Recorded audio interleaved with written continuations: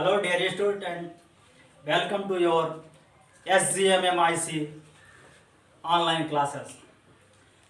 आज हम लोग को जो पढ़ना है वो क्लास 11 की केमिस्ट्री पढ़ना है, जिसमें से हम क्लास 11 के केमिस्ट्री का सेकंड पेपर पढ़ेंगे। सेकंड पेपर का जो हमारा पहला लेसन है वो हमारा है रेडॉक्स रिएक्शन।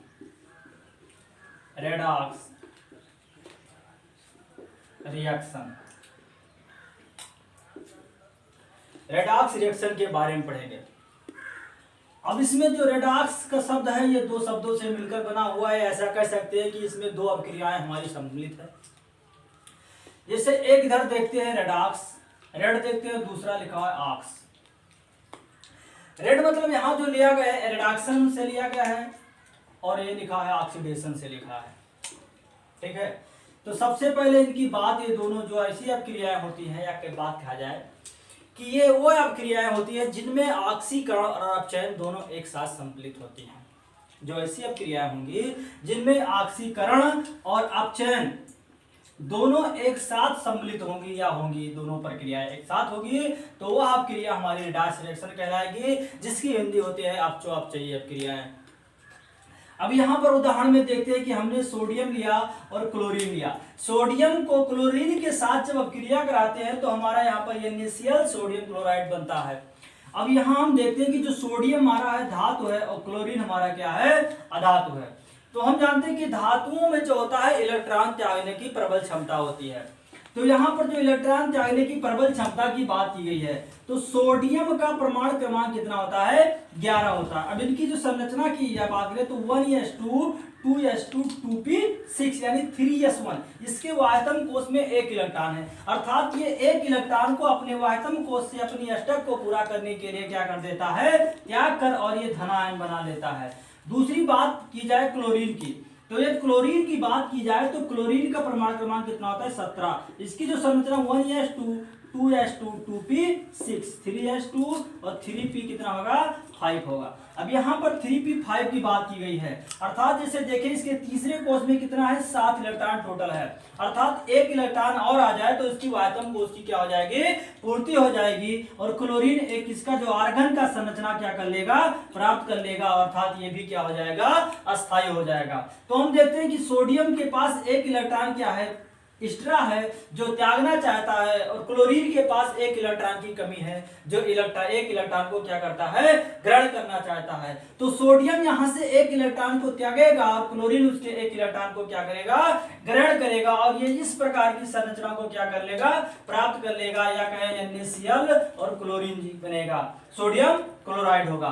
तो इसमें जो बात की जाएगी, तो जो इलेक्ट्रॉन को त्यागेगा उसका क्या होगा, ऑक्सीकरण होगा, और जो इलेक्ट्रॉन को क्या करता है, ग्रहण करता है, उसको क्या कहते हैं, अपचयन कहते हैं। या इस तरह से कहते हैं कि जिस परमाणु में इलेक्ट्रॉन की कमी होती है उसको ऑक्सीकरण कहते हैं, और जिस परमाणु में इलेक्ट्रॉन की वृद्धि होती है उसे क्या कहते हैं, अपचयन कहते हैं। उसमें एक बात और बात की जाती है ऑक्सीकारक का, ऑक्सीकारक का। तो अब ऑक्सीकारक की बात की जाए तो ऑक्सीकारक वह पदार्थ होता है जो इलेक्ट्रॉन को ग्रहण करता है। जो पदार्थ इलेक्ट्रॉन को ग्रहण करेगा वह ऑक्सीकारक कहलाएगा।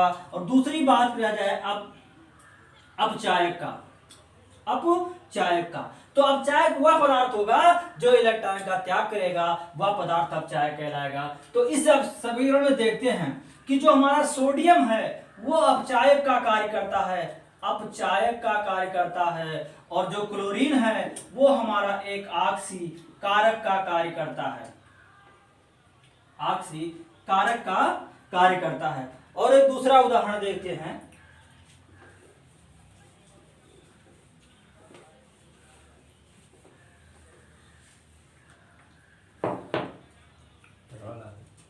मैग्नीशियम को ऑक्सीजन के साथ अभिक्रिया कराया जाता है। तो जब मैग्नीशियम को ऑक्सीजन के साथ अब क्रिया कराएंगे तो यहाँ पर जो हमारा मैग्नीशियम है ये हमारा क्षारीय धातु है।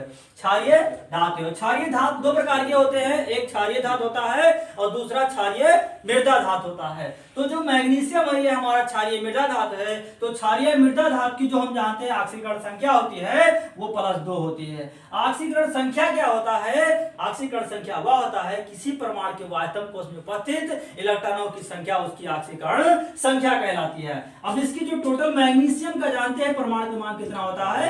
12 होती है। इनकी हम संख्या या इनका इलेक्ट्रॉनिक विन्यास करते हैं, देखते हैं 1s2 2s2 2p6 और 3s2 होता है। अर्थात इनके आयतन कोश से यदि 3 इलेक्ट्रॉन निकाल दें तो ये अष्टक के नियम के अनुसार अपनी संरचना को क्या कर लेंगे? पूरा कर लेंगे। और ये हीलियम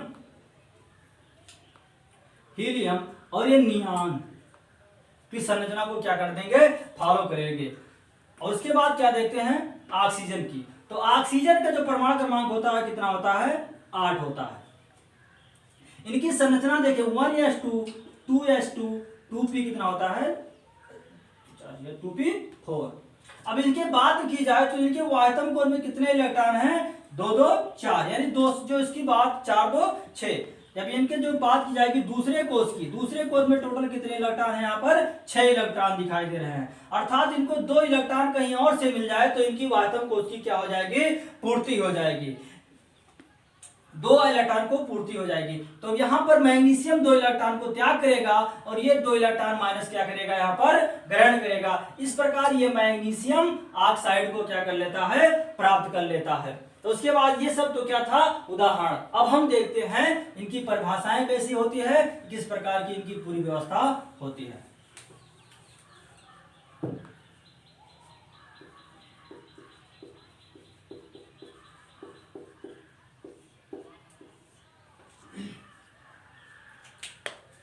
तो अब हम लोग बात करेंगे विशेष रूप से ऑक्सीकरण पर।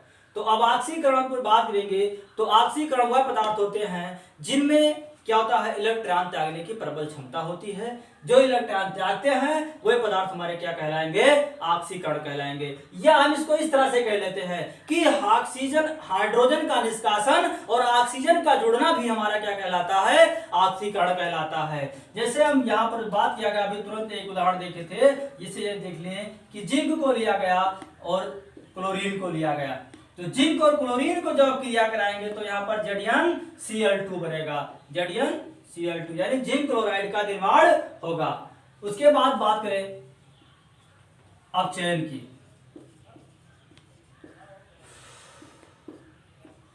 तो अपचयन की बात करें तो अपचयन का क्या अर्थ होता है?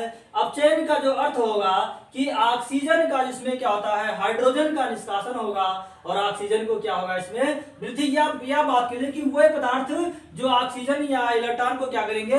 ग्रहण करेंगे, वो हमारे क्या कहलाएंगे? अपचयन कहलाएंगे। तो अपचयन की बात की जाए, जैसे यहां पर देखें ये क्लोरीन आयन की बात की जाए, क्लोरीन आयन की बात की जाए, यहाँ पर 2 क्लोरीन आयन है। यहाँ पर 2 इलेक्ट्रॉन को क्या किया जाए?